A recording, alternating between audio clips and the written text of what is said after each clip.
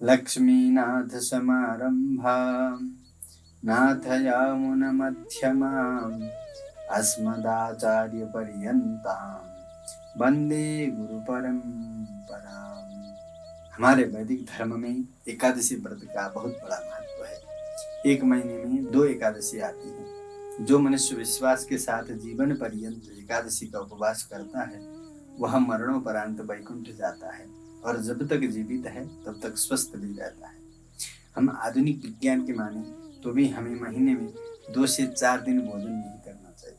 आधुनिक विज्ञान के गुरु वैदिक विज्ञान में विश्वास करके हमें एकादशी व्रत का उपवास करना चाहिए। यदि आपके घर संतान नहीं है, आप भक्ति के साथ इस पुत्रदा एकादशी का उपवास करें तो आपको अवश्य पुत्र प्राप्त होगा। एकादशी के समान पापनाशक दूसरा कोई भी व्रत नहीं है। एकादशी महात्मा को शून्य मात्र से सहस्त्र गोदानों का पुण्य फल प्राप्त होता है। एकादशी में उपवास करके रात्रि जागरण करने से श्री हरि की अनुकंपा बनी रहती है। उपवास करने में असमर्थ व्यक्ति एकादशी के दिन कम से कम अन्न का तो परित्याग अवश्य करे। एकादशी में अन्न का सेवन करने से पुण्य का नाश होता है और दोष भी लगता है। असमर्थ लोग एकादशी के दिन एक समय फलाहार कर सकते हैं। भगवान श्री कृष्ण और युधिष्ठिर जी के संवाद में आज की पुत्रदा एकादशी की व्रत कथा सुनते हैं। आप गुरु परंपरा यूट्यूब चैनल देख रहे हैं।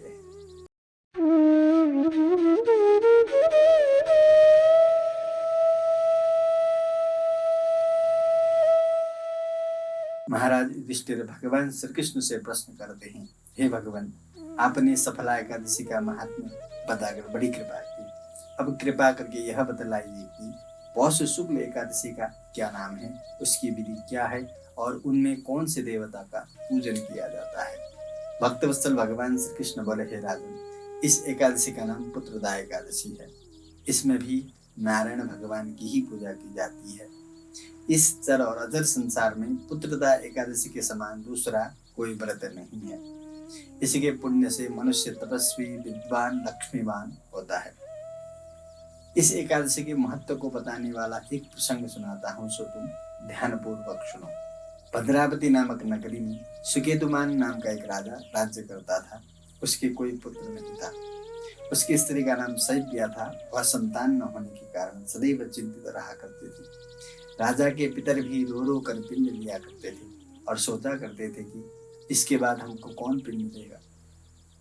राजा को भाई, बांधव, धन, हाथी, घोड़े, राज्य और मंत्री, इन सब में से किसी से भी संतोष नहीं होता था। वह सदैव यही विचार करता था कि मेरे मरने के बाद मुझको कौन पिंडदान करेगा। बिना पुत्र के पितरों और देवताओं का ऋण मैं कैसे चुका सकूंगा। जिस घर में पुत्र न हो उस घर में सदैव अंधेरा ही रहता है। इसलिए पुत्र उत्पत्ति के लिए प्रयत्न करना चाहिए। जिस मनुष्य ने पुत्र का मुख देखा है वह धन्य है। उसको इस लोक में यश और परलोक में शांति मिलती है, अर्थात उनके दोनों लोक सुधर जाते हैं। पूर्व जन्म के कर्म से ही इस जन्म में पुत्र, धन आदि प्राप्त होते हैं। राजा इसी प्रकार रात दिन चिंता में लगा रहता था। दिग्जीवनं प्रजाहीनं दिग्गृहं च प्रजा विना दिग्धनं चानपत्यस्य दिक्कुलं संततिर्विना। अर्थात उस जीवन को धिक्कार है, उस घर को धिक्कार है, उस धन को धिक्कार है, उस कुल को भी धिक्कार है जिस घर में संतान न हो। ऐसा चिंतन करते करते एक ऐसा भी समय आया कि राजा ने अपने शरीर को ही त्याग देने का निश्चय किया, परंतु आत्मघात को महान पाप समझकर उसने ऐसा नहीं किया। एक दिन राजा ऐसा ही विचार करता हुआ अपने घोड़े पर चढ़कर वन को चल दिया तथा पक्षियों और वृक्षों को देखने लगा। उसने देखा कि वन में मृग, व्याघ्र, सुअर, सिंह, बंदर, सर्प आदि सब भ्रमण कर रहे हैं। हाथी अपने बच्चों और हथिनियों के बीच घूम रहा है।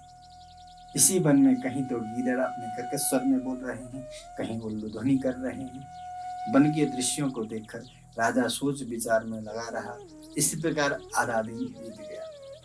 वह सोचने लगा कि मैंने कई यज्ञ किए, ब्राह्मणों को स्वादिष्ट भोजन से तृप्त किया, फिर भी मुझको दुख प्राप्त हुआ। मेरे घर में संतान नहीं हुई, ऐसा क्यों? ऐसे प्रश्न करते करते मध्याह्न का समय हुआ। तेज धूप के कारण राजा प्यास के मारे अत्यंत दुखी हो गया और पानी की तलाश में इधर उधर भटकने लगा। थोड़ी दूर पर राजा ने एक सरोवर देखा। उस सरोवर में कमल खिले थे। उसमें सारस, हंस, मगरमच्छ आदि खेल रहे थे, घूम रहे थे। उस सरोवर के चारों तरफ मुनियों के आश्रम बने हुए थे। उसी समय राजा के दाहिने अंग फड़कने लगे। राजा शुभ शकुन समझकर घोड़े से उतरकर मुनियों को दंडवत प्रणाम करके बैठ गया। राजा को देखकर मुनियों ने कहा, हे राजन, हम तुमसे अत्यंत प्रसन्न हैं। तुम्हारी क्या इच्छा है सो कहो। राजा ने पूछा, महाराज, आप कौन हैं और किस लिए यहाँ हैं? कृपा करके बताइए। मुनि कहने लगे, हे राजन, आज संतान देने वाली पुत्रदा एकादशी है। हम लोग विश्वदेव का दर्शन करने और इस सरोवर में स्नान करने के लिए आए। यह सुनकर राजा कहने लगा कि महाराज, मेरे भी कोई संतान नहीं है। यदि आप मुझ पर प्रसन्न हैं तो एक पुत्र का वरदान दीजिए। मुनि बोले, हे राजन, आज पुत्रदा एकादशी है। आप अवश्य ही इसका व्रत करें। भगवान की कृपा से अवश्य ही आपके घर में पुत्र संतान होगा। मुनि के वचनों को सुनकर राजा ने उसी दिन पुत्रदा एकादशी का विधि पूर्वक व्रत किया और द्वादशी को पारण कर ब्राह्मणों को भोजन कराया। इसके पश्चात मुनियों को प्रणाम करके महल में वापिस आ गया। कुछ समय बीतने के बाद रानी ने गर्भ धारण किया और 9 महीने पश्चात उसके एक पुत्र हुआ। वह राजकुमार अत्यंत शूरवीर, यशस्वी और प्रजापालक हुआ। भगवान श्री कृष्ण बोले, हे राजन, पुत्र की प्राप्ति के लिए पुत्रदा एकादशी का अवश्य व्रत करना चाहिए। जो मनुष्य इस महात्म्य को पढ़ता या सुनता है उसे अंत में स्वर्ग की प्राप्ति होती है। तो दर्शक वृंद, यह थी पुत्रदा एकादशी की व्रत कथा। हमने आपको भगवान श्री कृष्ण के द्वारा सुनाया हुआ पुत्रदा एकादशी का कथा प्रसंग सुनाया। आशा करते हैं आपको यह प्रसंग अच्छा लगा होगा। आज के लिए इतना ही। आपको हमारा यह प्रयत्न कैसा लगा, अपनी प्रतिक्रिया कमेंट बॉक्स में अवश्य लिखें और हमारा उत्साहवर्धन करें। यदि आप अपने मोबाइल में धार्मिक स्तोत्र, पुराण पाठ आदि प्राप्त करना चाहते हैं तो हमारे गुरु परंपरा एप्लीकेशन को आप प्ले स्टोर से डाउनलोड कर सकते हैं। उसका डाउनलोड लिंक आपको डिस्क्रिप्शन बॉक्स में मिल जाएगा। सत्य सनातन वैदिक धर्म की जय। वंदे मातरम।